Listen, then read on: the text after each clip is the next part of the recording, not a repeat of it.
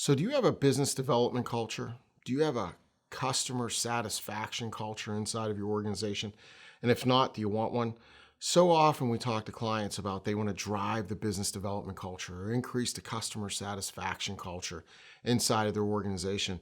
And when we ask them the question about, well, how closely connected are all of your people to the customer, we find some surprising results. Too often, many people inside the organization, be they in operations or logistics or whatever role it might be other than straight salesperson or customer satisfaction person, they're not closely connected to the customer. In fact, too often, they don't even know why we exist, what we do. They have no idea in many cases why the customer works with us and what value we bring to them and how we make their lives easier.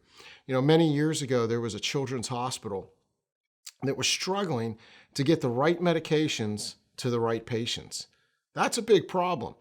And many consultants were trying to figure out, where's the process broken? How do we fix this? Or how do we fix this chain of command? Or how do we improve the process of getting the paperwork where it needs to go?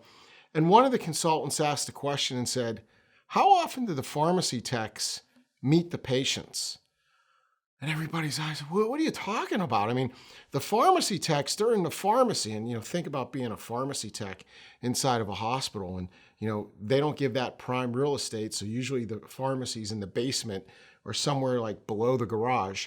And pharmacy techs don't make a ton of money. So we're talking about usually overworked, underpaid people that are working in the basement of the hospital, and they're making mistakes. So they developed a new process where every day they would take one of the pharmacy techs up to a floor and introduce him to a patient and say, hey, little Johnny, this is Sally. And Sally's going to be taking care of your medications today.